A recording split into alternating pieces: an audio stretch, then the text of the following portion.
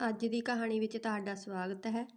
ਬਹੁਤ ਸਮਾਂ ਪਹਿਲਾਂ ਕੋਰੀਆ ਦੇ ਛੋਟੇ ਜਿਹੇ ਪਿੰਡ ਵਿੱਚ ਦੋ ਭਰਾ ਆਪਣੇ ਪਿਤਾ ਨਾਲ ਰਹਿੰਦੇ ਸਨ। ਛੋਟਾ ਭਰਾ ਮਿਹਨਤੀ ਅਤੇ ਰਹਿਮਦਿਲ ਸੀ। ਵੱਡਾ ਘਮੰਡੀ ਸੀ। ਉਹ ਆਪਣੇ ਛੋਟੇ ਭਰਾ ਦਾ ਅਪਮਾਨ ਕਰਦਾ ਅਤੇ ਬੁੱਢੇ ਬਾਪ ਵੱਲ ਧਿਆਨ ਨਹੀਂ ਦਿੰਦਾ ਸੀ। ਹਰ ਰਾਤ ਭੋਜਨ ਕਰਨ ਮਗਰੋਂ ਪਿਤਾ ਆਖਦਾ, "ਬੱਚਿਓ, ਯਾਦ ਰੱਖੋ, ਤੁਸੀਂ ਜੋ ਬੀਜੋਗੇ ਉਹੀ ਖਾਓਗੇ।"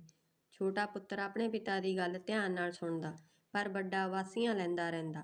ਪਿਤਾ ਦੇ ਮਰਨ ਵੇਲੇ ਦੋਹਾਂ ਪੁੱਤਰਾਂ ਨੂੰ ਆਪਣੇ ਕੋਲ ਬੁਲਾ ਕੇ ਆਖਿਆ, "ਪੁੱਤਰੋ, ਯਾਦ ਰੱਖੋ, ਏਕੇ ਵਿੱਚ ਬਰਕਤ ਹੁੰਦੀ ਹੈ। ਇਹ ਜ਼ਮੀਨ ਤੁਹਾਡੇ ਦੋਹਾਂ ਦੀ ਹੈ। ਰਲ ਮਿਲ ਕੇ ਕੰਮ ਕਰੋ।" ਵੱਡਾ ਭਰਾ ਗੁੱਸਾ ਹੋ ਗਿਆ। ਜਿਉਂ ਹੀ ਪਿਤਾ ਦਾ ਸੰਸਕਾਰ ਹੋਇਆ, ਉਸਨੇ ਆਪਣੇ ਛੋਟੇ ਭਰਾ ਨੂੰ ਘਰੋਂ ਕੱਢ ਦਿੱਤਾ। ਛੋਟਾ ਭਰਾ ਨਿਰਾਸ਼ਾ ਵਿੱਚ ਕਈ ਮੀਲ ਤੁਰਦਾ ਗਿਆ ਅਤੇ ਅਜਿਹੀ ਜ਼ਮੀਨ ਕੋਲ ਪਹੁੰਚ ਗਿਆ ਜਿਸ ਨੂੰ ਕੋਈ ਲੈਣਾ ਨਹੀਂ ਸੀ ਚਾਹੁੰਦਾ। ਉਸਨੇ ਉੱਥੇ ਝੋਨੇ ਦੀ ਖੇਤੀ ਸ਼ੁਰੂ ਕਰ ਦਿੱਤੀ ਅਤੇ ਝੌਂਪੜੀ ਬਣਾ ਕੇ ਰਹਿਣ ਲੱਗ ਗਿਆ। ਆਪਣੀ ਮਿਹਨਤ ਦੇ ਨਾਲ ਉਸਨੇ ਚੰਗਾ ਧਨ ਕਮਾ ਲਿਆ ਅਤੇ ਵਿਆਹ ਕਰਵਾ ਕੇ ਪਰਿਵਾਰ ਵਾਲਾ ਬਣ ਗਿਆ।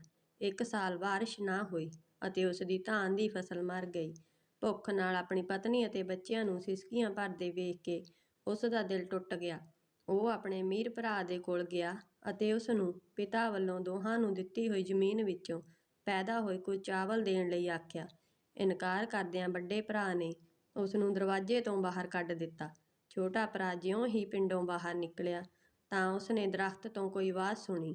ਇੱਕ ਸੱਪ ਚਿੜੀ ਦੇ ਬੱਚੇ 'ਤੇ ਹਮਲਾ ਕਰ ਰਿਹਾ ਸੀ। ਚਿੜੀ ਦਾ ਬੱਚਾ ਉਸ ਤੋਂ ਬਚਣ ਦੀ ਕੋਸ਼ਿਸ਼ ਕਰ ਰਿਹਾ ਸੀ, ਪਰ ਉਹ ਜ਼ਿਆਦਾ ਛੋਟਾ ਹੋਣ ਕਰਕੇ ਉੱਡ ਨਾ ਸਕਿਆ ਅਤੇ ਜ਼ਮੀਨ 'ਤੇ ਡਿੱਗ ਪਿਆ।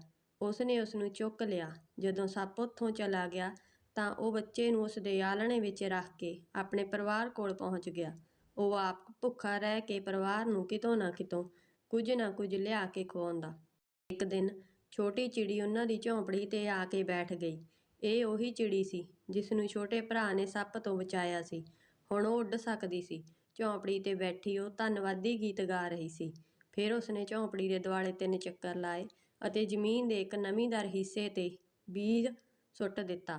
ਪਰਿਵਾਰ ਦੇ ਵੇਖਦੇ ਵੇਖਦੇ ਬੀਜ ਵੇਲ ਵਿੱਚ ਬਦਲ ਗਿਆ। ਵੇਲ ਵੱਡੀ ਹੁੰਦੀ ਗਈ।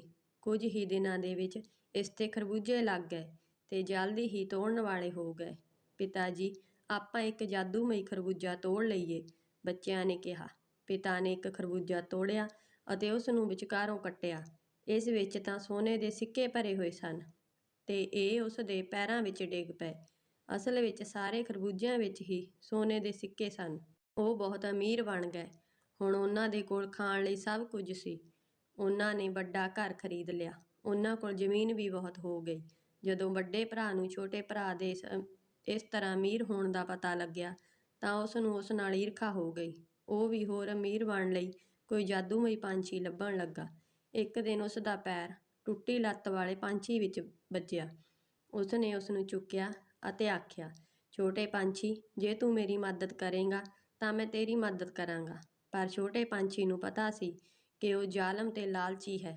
ਜਦ ਉਸ ਦੀ ਲੱਤ ਨੂੰ ਆਰਾਮ ਆ ਗਿਆ ਤਾਂ ਉਸਨੇ ਉਸ ਦੇ ਘਰ ਦੇ ਦੁਆਲੇ 3 ਚੱਕਰ ਲਾਏ ਅਤੇ ਬਾਹਰ ਗਿੱਲੀ ਜ਼ਮੀਨ 'ਤੇ ਇੱਕ ਬੀਜ ਸੁੱਟ ਦਿੱਤਾ।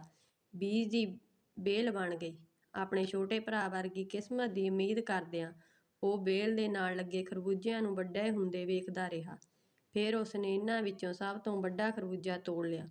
ਜਦ ਉਸਨੇ ਇਸ ਨੂੰ ਕੱਟਿਆ ਤਾਂ ਇਸ ਵਿੱਚੋਂ ਸੋਨੇ ਦੇ ਸਿੱਕਿਆਂ ਦੀ ਥਾਂ 'ਤੇ ਸੈਂਕੜੇ ਸਿਪਾਹੀ ਬਾਹਰ ਨਿਕਲੇ, ਜਿਨ੍ਹਾਂ ਨੇ ਉਸ ਦਾ ਸਾਰਾ ਧਨ ਲੁੱਟ ਲਿਆ ਅਤੇ ਉਸ ਨੂੰ ਡੰਡਿਆਂ ਨਾਲ ਕੁੱਟਿਆ।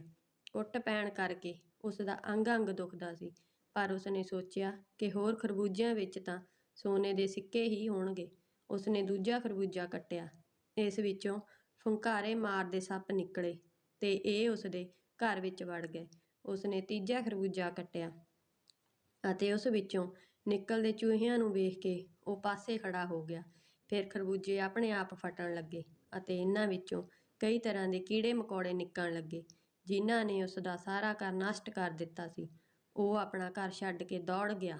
ਹੁਣ ਉਸ ਦੀ ਹਾਲਤ ਇੰਨੀ ਮਾੜੀ ਸੀ ਜਿੰਨੀ ਕਿ ਉਸ ਦੇ ਭਰਾ ਦੀ ਕਦੇ ਨਹੀਂ ਹੋਈ ਸੀ। ਉਹ ਪਿੰਡ ਵਿੱਚ ਜਾ ਕੇ ਰੋਟੀ ਮੰਗਦਾ। ਇੱਕ ਦਿਨ ਉਸਨੇ ਵੇਖਿਆ ਕਿ ਉਸ ਦਾ ਛੋਟਾ ਭਰਾ ਉਸ ਦੇ ਨੇੜੇ ਹੀ ਖੁਰਪਾ ਲਈ ਖੜਾ ਹੈ। ਉਸ ਨੂੰ ਵੇਖ ਕੇ ਉਹ ਉੱਥੋਂ ਜਾਣ ਲੱਗਾ। ਛੋਟੇ ਭਰਾ ਨੇ ਉਸ ਵੱਲ ਪਿਆਰ ਨਾਲ ਵੇਖਿਆ ਅਤੇ ਆਖਣ ਲੱਗਿਆ, "ਆਓ ਆਪਾਂ ਉਹੀ ਕਰੀਏ ਜੋ ਪਿਤਾ ਜੀ ਨੇ ਕਰਨ ਲਈ ਕਿਹਾ ਸੀ।" ਅਤੇ ਇਕੱਠੀ ਨਵੀਂ ਫਸਲ ਬੀਜੀਏ। ਉਸ ਦੀਆਂ ਅੱਖਾਂ ਵਿੱਚ ਹੰਝੂ ਆ ਗਏ ਅਤੇ ਉਸਨੇ ਛੋਟੇ ਨੂੰ ਗਲ-ਵੱਕੜੀ ਪਾ ਲਈ। ਇਸ ਲਈ ਕਿਹਾ ਜਾਂਦਾ ਹੈ, ਜਿਹਾ ਬੀਜੋਗੇ ਤਿਹਾ ਵੱਢੋਗੇ। ਜੇਕਰ ਤੁਹਾਨੂੰ ਕਹਾਣੀ ਵਧੀਆ ਲੱਗੀ ਤਾਂ please subscribe, like and share ਕਰੋ। ਧੰਨਵਾਦ।